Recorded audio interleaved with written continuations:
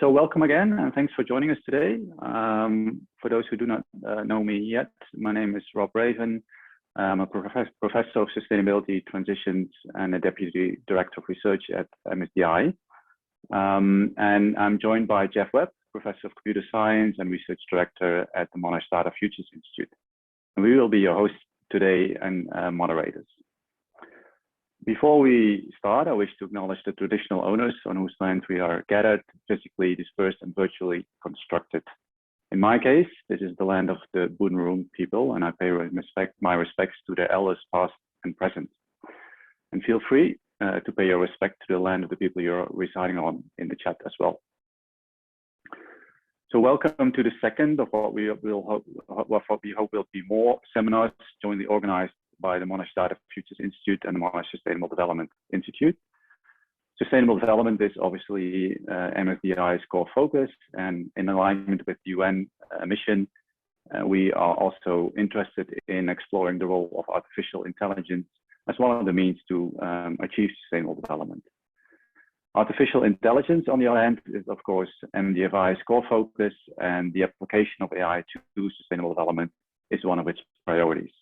Hence, the alignment between the two institutes and this seminar series is an example of a collaboration in this space. I'm really pleased that today I can introduce Dr. Cameron Allen. Cameron is a sustainability scientist and an international expert in the UN Sustainable Development Goals.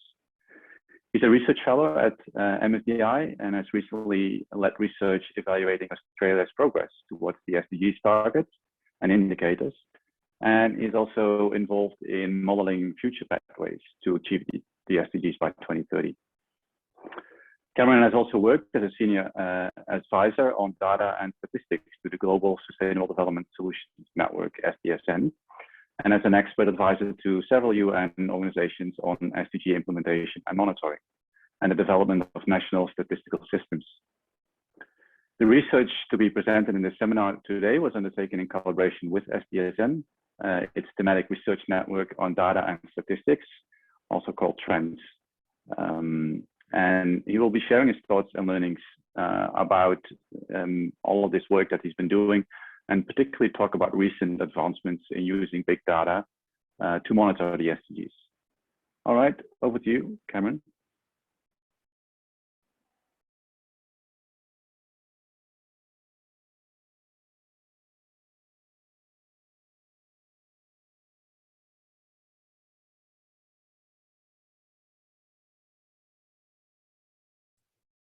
Okay, can you see that presentation okay, Rob? Yep. Yeah, perfect.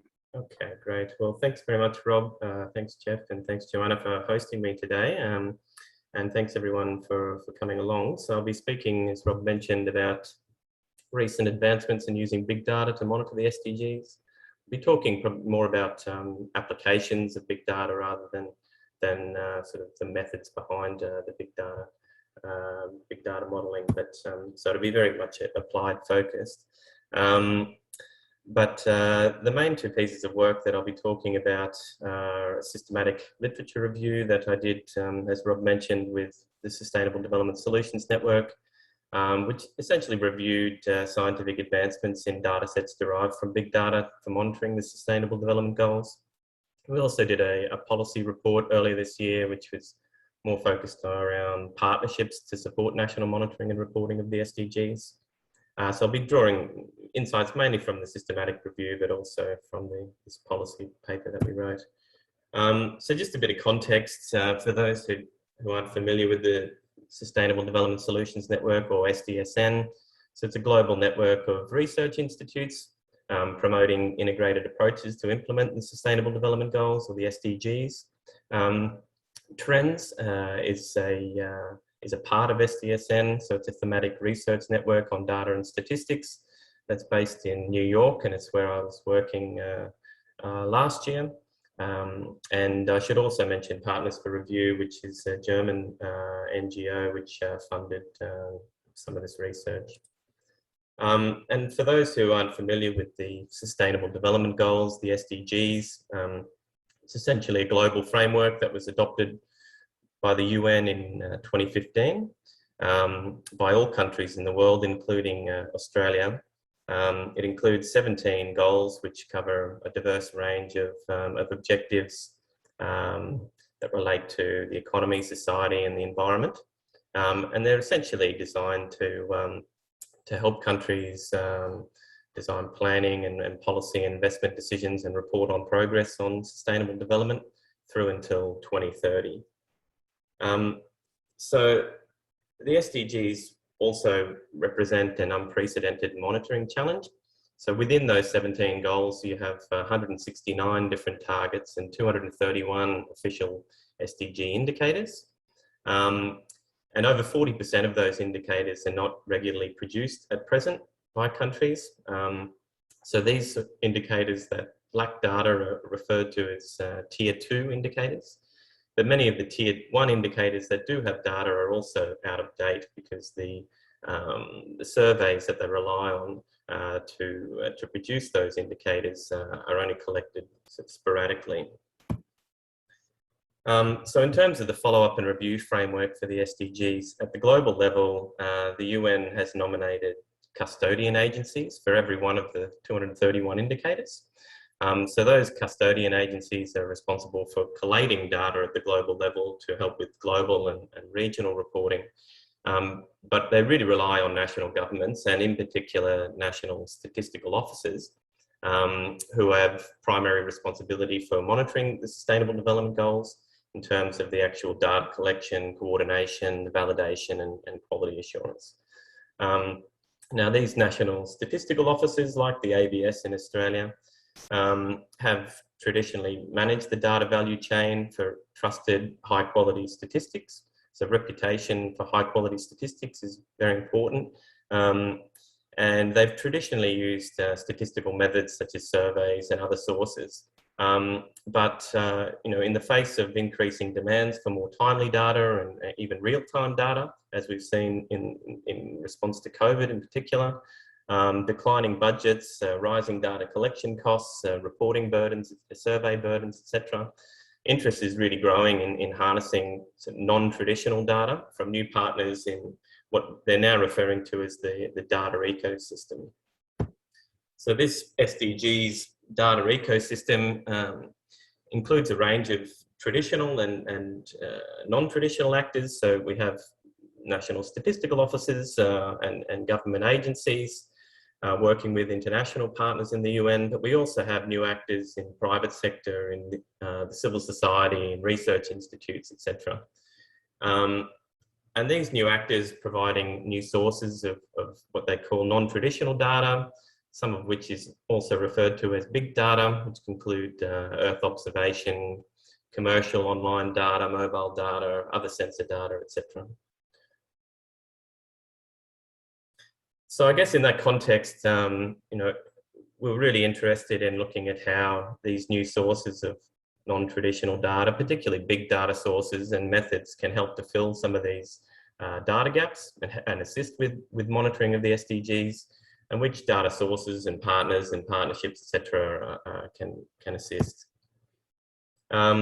So for those who aren't familiar, big data is essentially defined as large volumes of high velocity, complex and variable data that require advanced techniques and technologies to enable the capture, storage, distribution, management and analysis.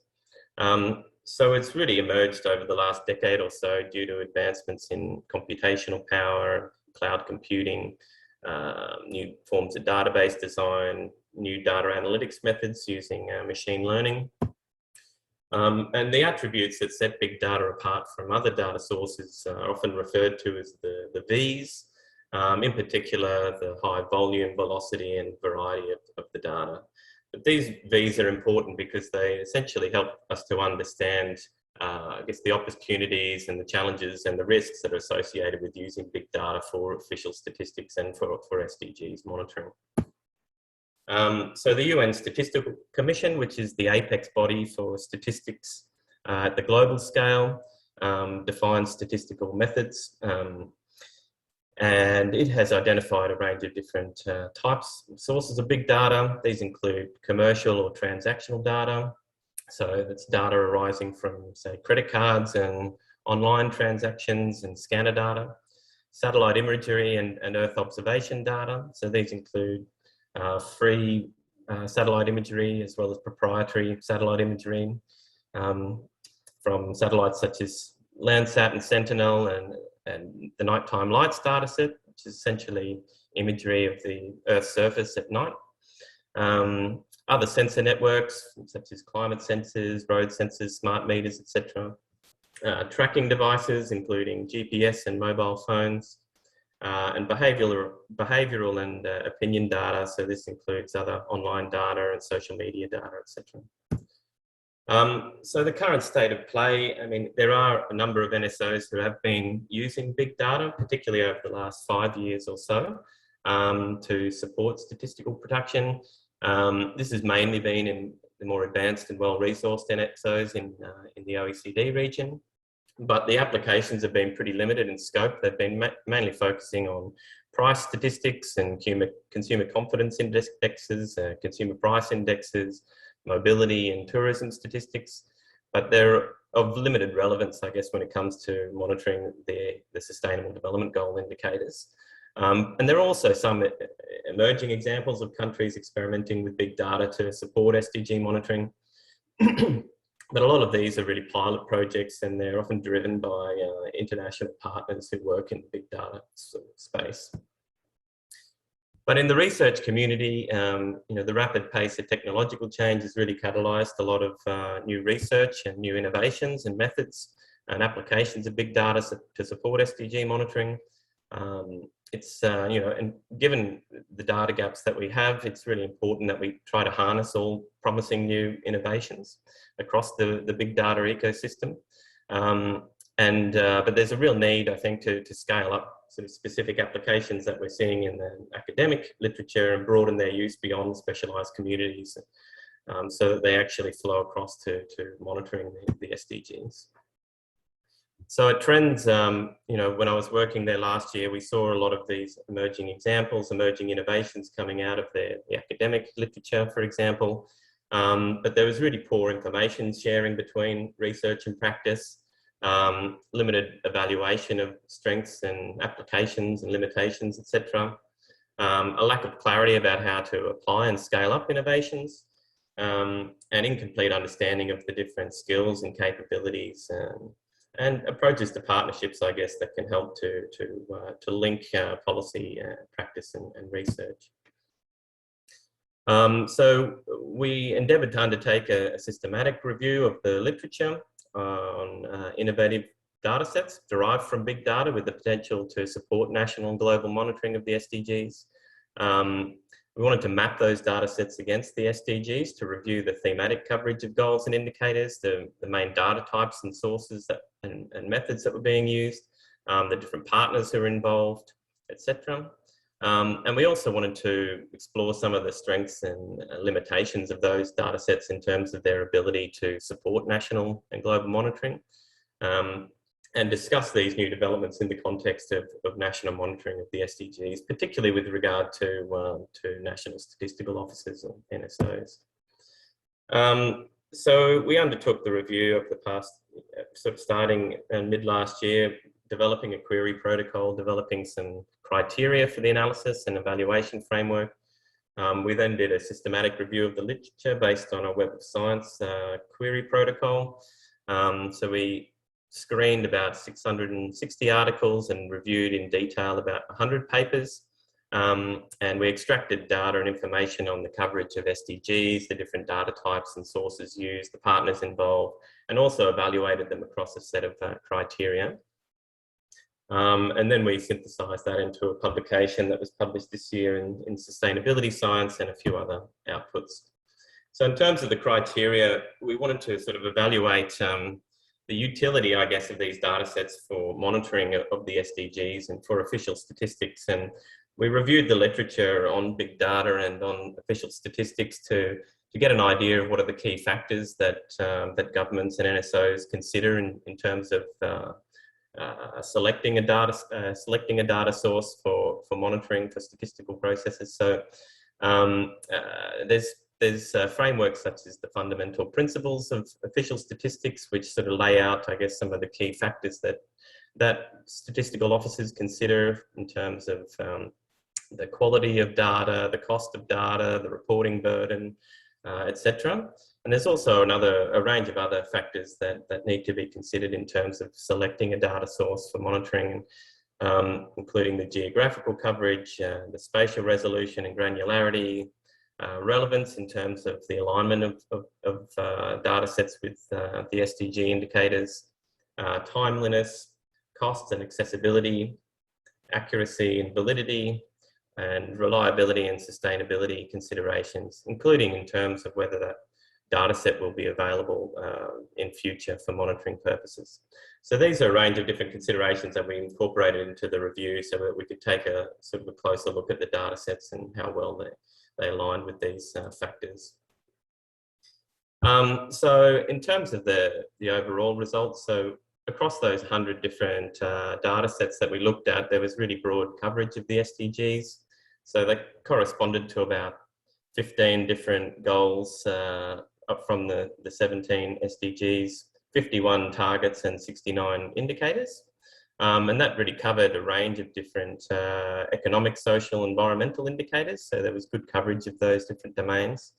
And key areas where there's a lot of research and a lot of data sets emerging relate to SDG 15 on terrestrial biodiversity, SDG 6 on water, SDG 1 on poverty, and SDG 11 on sustainable cities.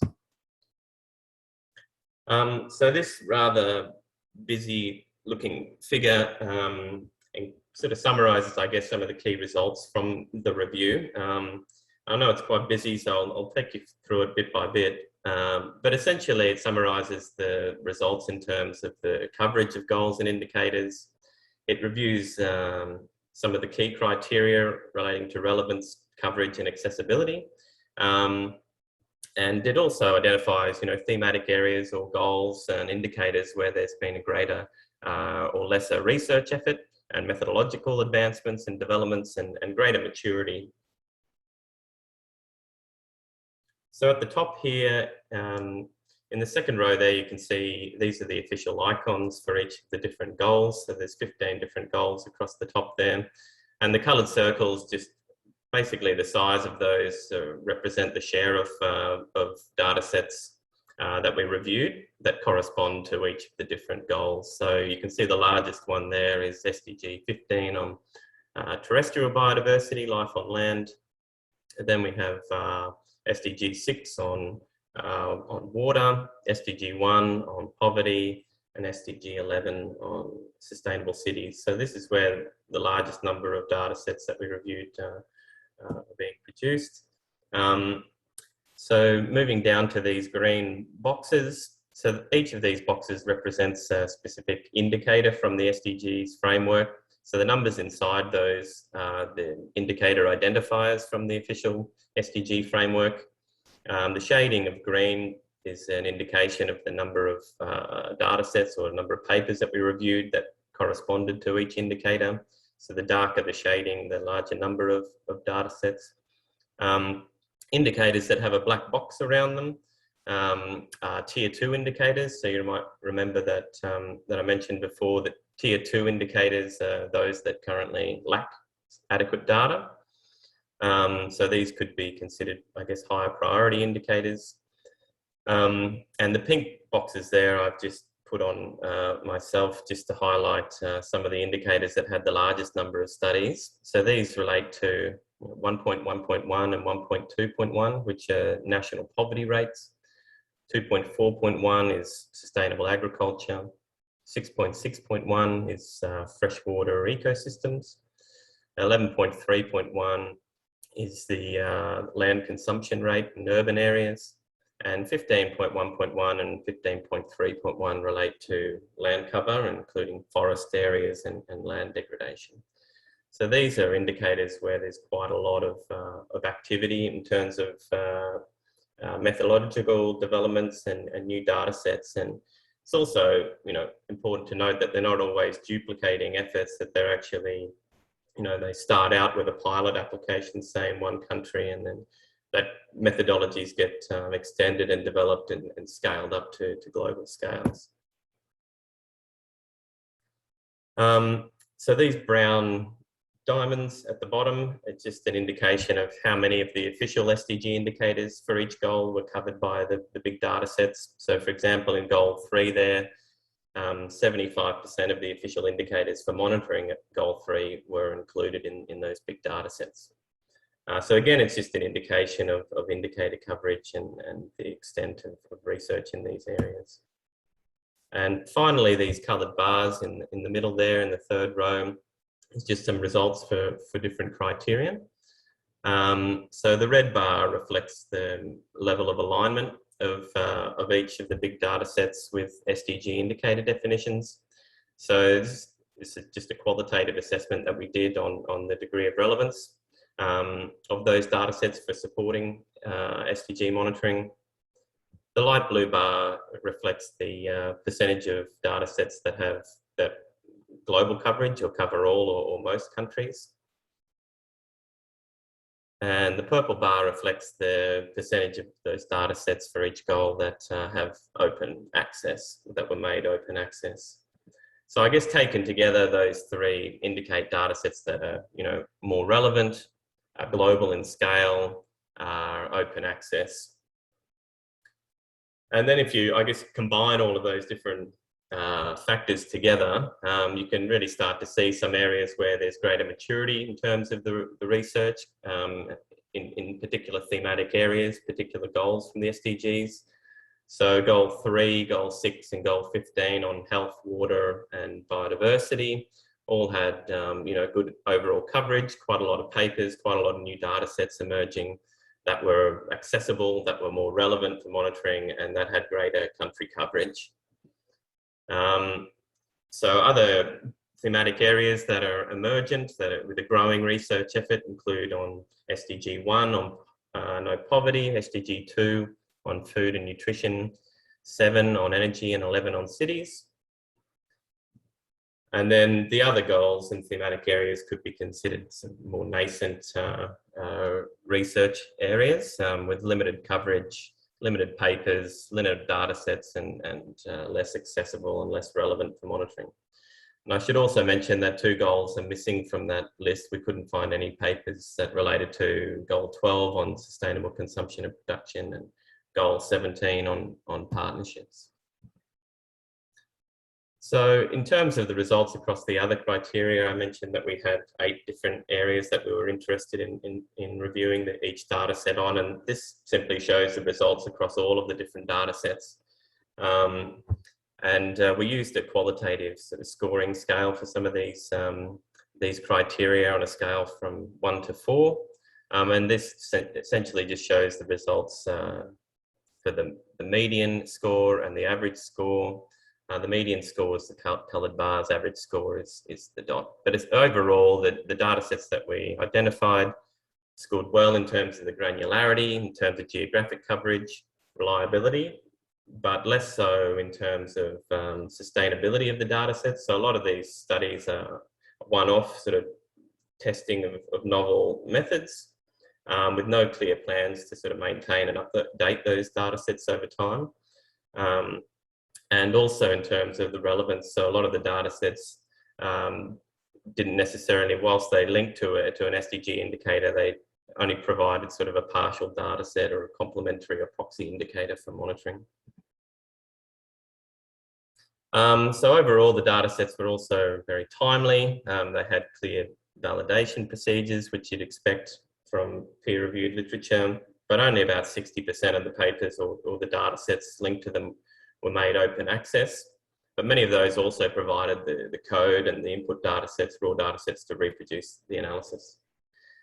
So in terms of the dominant big data types, so across those 100 data sets, satellite and Earth observation data was the most common. So this chart here is just an alluvial flow diagram, and the width of those flows reflects the number of data sets or the number of studies.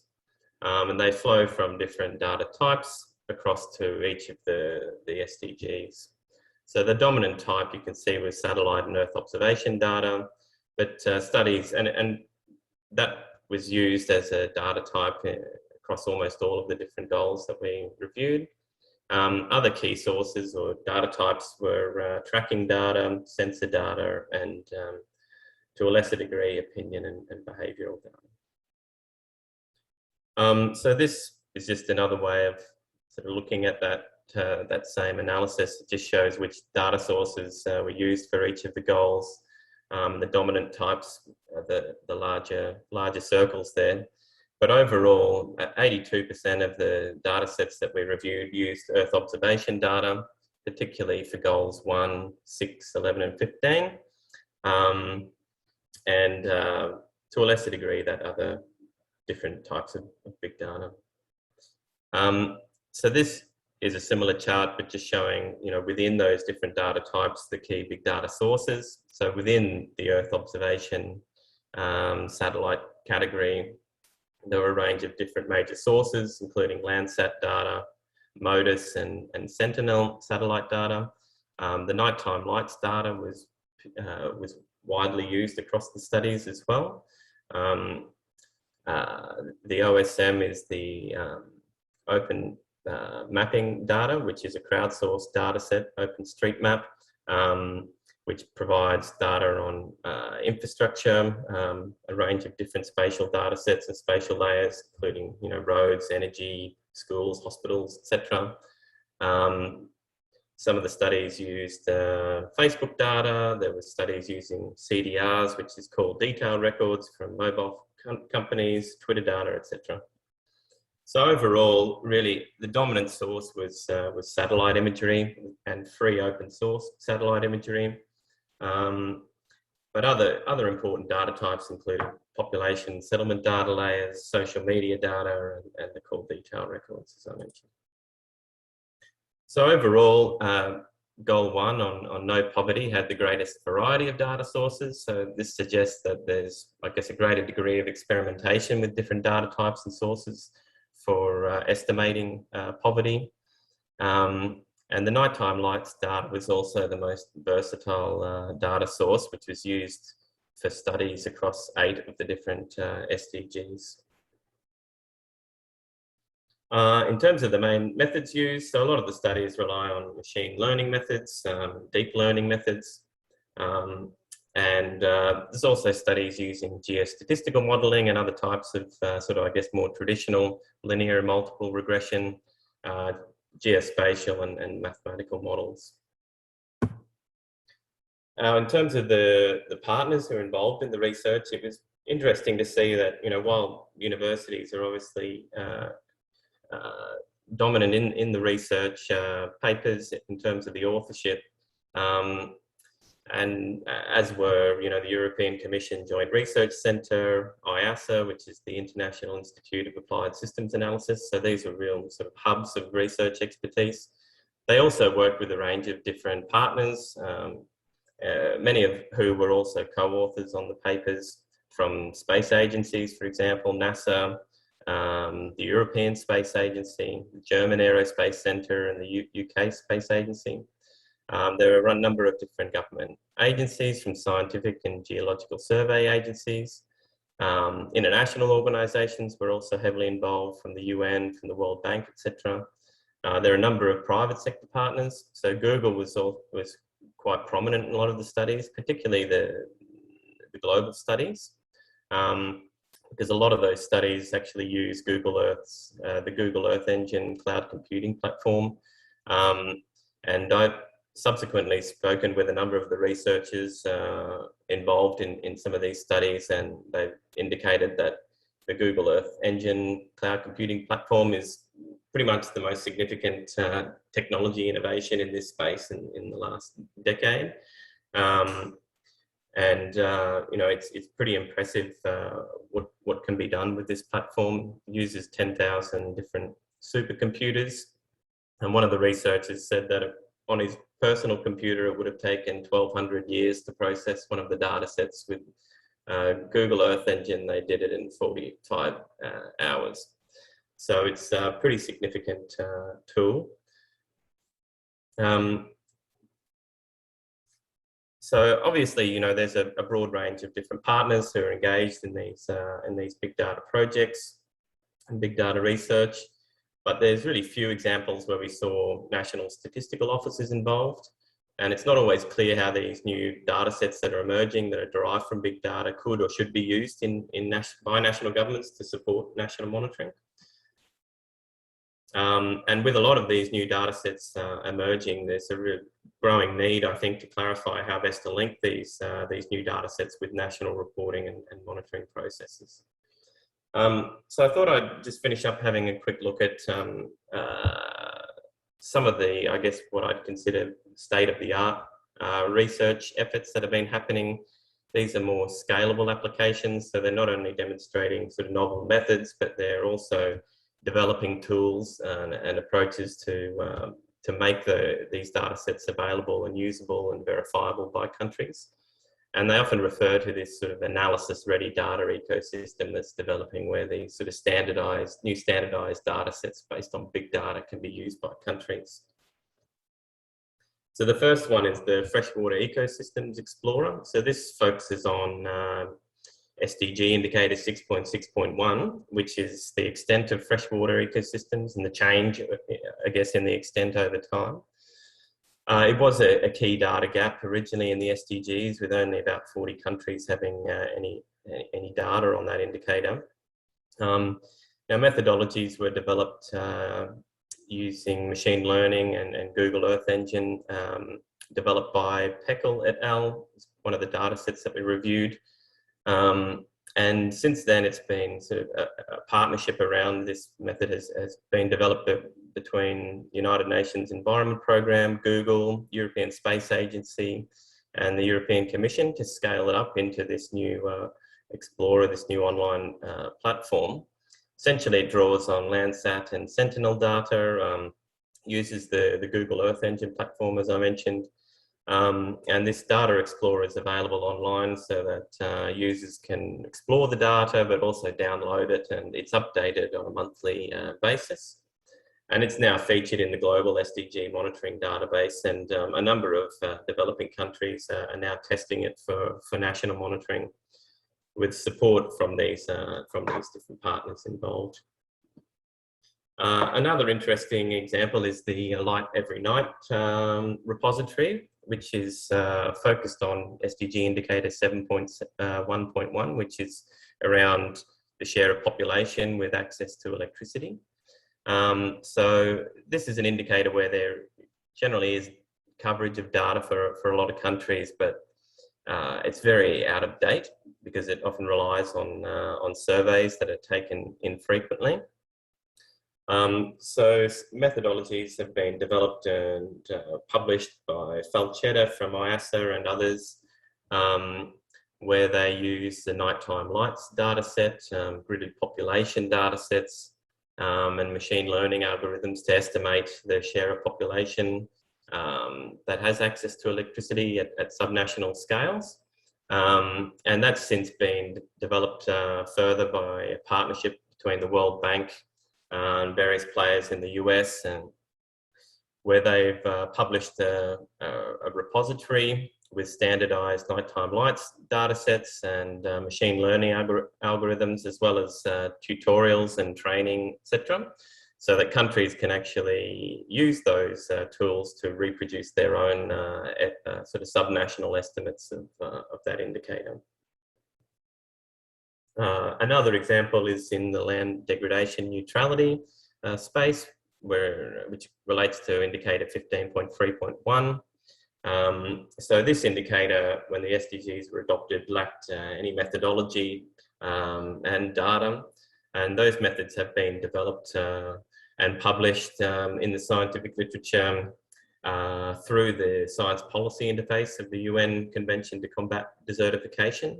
It's also supported by a range of other partners in NASA, European Commission, Global Environment Facility, and they've developed an open source GIS tool, which essentially enables countries to also produce their own indicator data set for 15.3.1, and they provide training, capacity building, and And the tool also can either use sort of freely available global data sets, or it can substitute national data sets. And finally, I should probably mention the global burden of disease as well. I mean, this is a longer term global research partnership that has thousands of collaborators. And they model gridded data sets covering 37 different SDG indicators. So you remember when I put up the sort of picture of which indicators were included, there was a lot of indicators from goal 3. And this is largely because of the global burden of disease studies, which are led by the University of Washington. They're funded by the Gates Foundation. They involve WHO as well. And they also have a collaboration with the Lancet Journal, which publishes these annual data sets on indicators. They also publish all of the model code and data sets through the Global Health Data Exchange. And these indicators are also obviously included in the SDG database. Now I've read some studies that have also raised some concerns about the lack of transparency and national engagement in this sort of global research collaboration. And that, you know, one thing to keep in mind when developing these sort of global scale data sets from big data for national reporting purposes is that they shouldn't also undermine the development of national statistical systems and national health information systems. So finally, I guess, you know, a range of different challenges remain in terms of harnessing big data for SDG monitoring. Obviously, the skill and capability development, particularly using Earth observation, cloud computing, machine learning, and that, you know, this may be prohibitive for many countries. So partnerships will really be critical for a lot of countries to be able to harness big data. There's methodological challenges as well. So big data is, you know, usually a product of another process. It's not designed to report on an indicator, and doesn't really compare with a well-designed survey that's designed specifically for data collection. So there's a lot of methodological challenges around the representativeness of different data and the structuredness of data, and I guess the use of different statistical methods. Validation of these global data sets can also be difficult for countries. So if these data sets are produced at a global level by experts and then given to countries, how do they then verify or validate that data set? Often there's opaque assumptions that are behind the modelling, and it's difficult for them to verify, particularly in local context. And one of the examples I was given on this is that in the land degradation space, one of the sub indicators is on net primary productivity, which sort of is, I guess, the greenness index. And that is used as a sub-indicator to help assess whether there's been, you know, land degradation. But often you have, you know, you can have a strong result on that sub-indicator from, you know, invasive species and things as well. So you really need to understand the local context to be able to verify whether that data set is actually saying what it is. And finally, just the sustainability and cost considerations. So another factor is long-term supply of the data these big data sets, particularly where it's proprietary data. For example, called detail records or social media data, or proprietary satellite data for that matter. So national statistical offices that incorporate this proprietary data into their data production pipelines can then get stung if costs from price gouging and things like that. So look, finally, last slide, just some lessons for researchers moving forward, working in the space of big data and SDGs monitoring. So some lessons learned from our review were that, you know, the importance of clearly linking these data sets to the SDGs indicator framework, and considering the definitions associated with those indicators, as well as practical applications and policy relevance. Engaging with NSOs and international organisations and other partners to help move from pilot projects to more sustainable and scalable applications that include tools and training and analysis-ready data sets. aiming to address some of the key remaining gaps in monitoring. So those tier 2 indicators are priority gaps, as well as gaps in time series, greater country coverage and spatial disaggregation. And also finally ensuring open access to these data sets and code and the raw data inputs to ensure reproducibility. Thank you. Excellent. Well done, Cameron. That was a very, very fascinating, comprehensive presentation. It's one of those papers when you hear it, you wish you would have written them yourself. Very well done. So I'm going to open the floor for questions. Feel free to use the raise your hand function, which you can find under reactions, and I'll moderate. And I see Jeff has already found that function. So go ahead, Jeff. Oh, thanks for a really interesting and stimulating talk, Cameron, and indeed with Robin wishing that we'd done it ourselves. So great work. One of the things which really intrigues me about this whole movement is the extent to which there's a widespread acceptance for the results that these non-traditional means of assessing these indicators produce.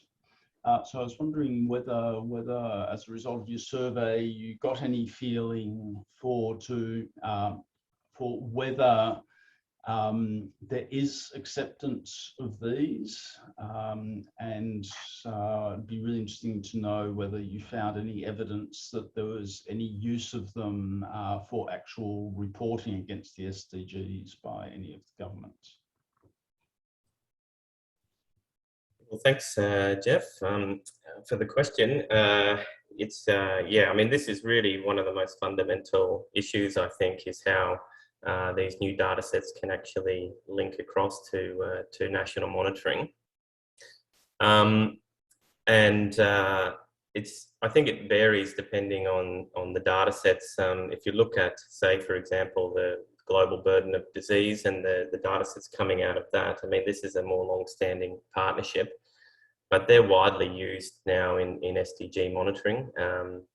Particularly in, well, globally really, but I think, you know, countries like Australia and countries with more well-resourced statistical communities and health sectors, they are more engaged in that process. And I'd say the data is probably, you know, produced largely in Australia.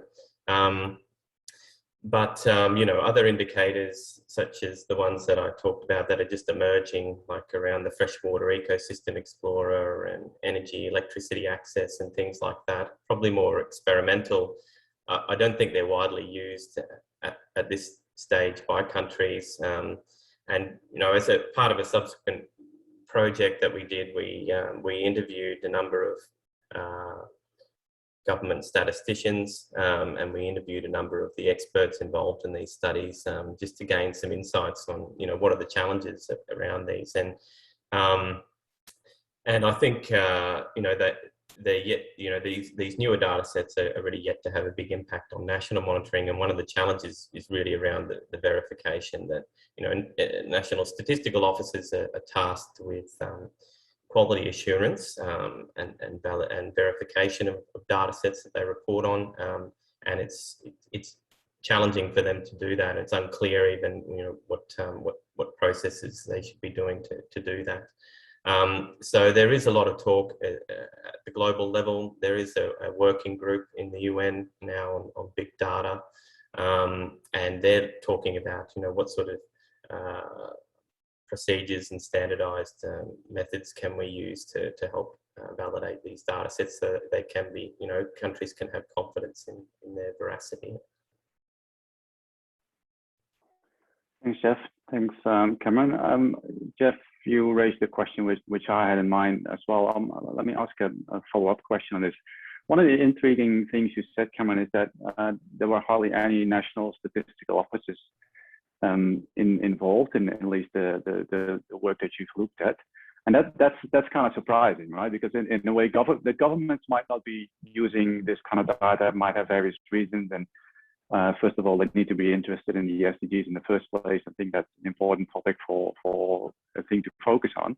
But you would expect that national statistical offices are the partners in crime, because they are interested in data, they understand methodologies like this. Do you have an idea why that might not be the case? Well, thanks, Rob. There could be a lot of reasons for that. I think a few of those could be firstly around the nature of the data sets that a lot of these studies are using are mainly in Earth observation and satellite data, and it's not a traditional area where statistical officers have sort of focused their efforts. They often work in partnership with the national mapping bureaus and the geoscience agencies. So we did see that these types of agencies are involved in a lot of the studies, particularly where countries have space agencies. They are heavily involved, but there's often a missing link between these national mapping agencies and the national statistical offices. So I think that's one potential reason. I think as well, there's, from my experience working with national statistical offices globally and in Australia, traditionally there's been a real focus on the quality of statistics, because they really are concerned about maintaining trust and reputation. And they have a concern around having a gold standard, I guess. This has been really the focus of their statistical efforts. And the nature of big data is, obviously very different. These are derived estimates of, a phenomenon that may exist, and the methods are very different, and the accuracy of the statistics are also very different. So I think there's been a reluctance from national statistical officers. They've been slow to move on big data because of these reasons, but I think they are beginning to use them in some areas where they make more sense. So to improve things like price indices and things like that.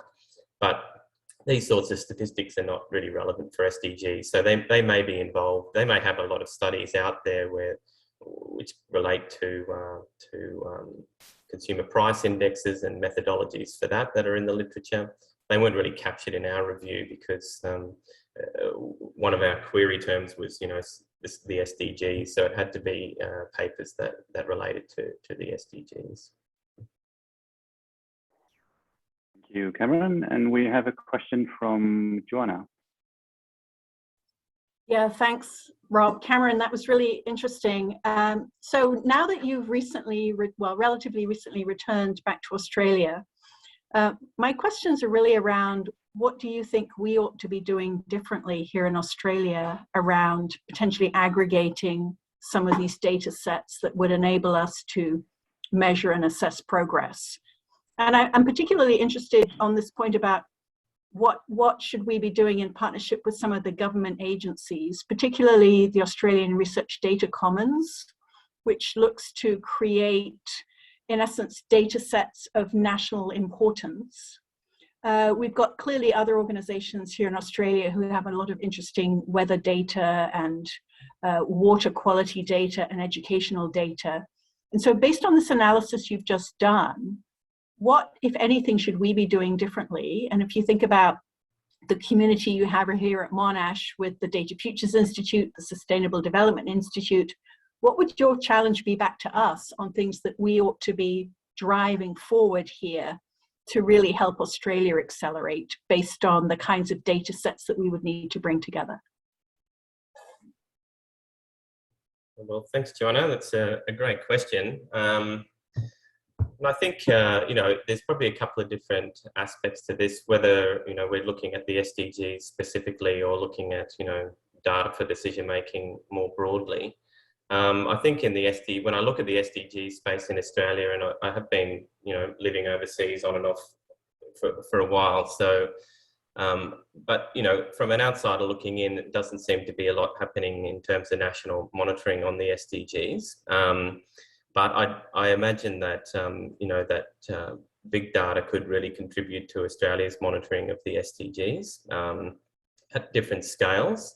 And, you know, from from examples from abroad on how research institutes, academia are contributing to that, you know, they're really leading the way in terms of developing methods to use different types of big data sources to monitor on the SDGs. So, you know, I think there's definitely a role in Australia for institutes that have those sorts of capabilities to be able to, you know, bring them to bear on data gaps in the SDGs. But I think until Australia works out which indicators are important for monitoring, at the moment there's been sort of no real prioritisation process at the national scale. So, you know, presumably all 231 indicators are equally relevant. If we could narrow that down and then look at the ones that lack data and what potential is there for these new methods to fill those data gaps, that could be one area. But in terms of decision making more broadly, I think, you know, you sort of got to look at what are the potential benefits associated with using big data compared to other data sources. And I guess, you know, some of the key benefits are really around the timeliness and the real-time nature of some of these data sets, the geographic coverage and spatial resolution of these data sets.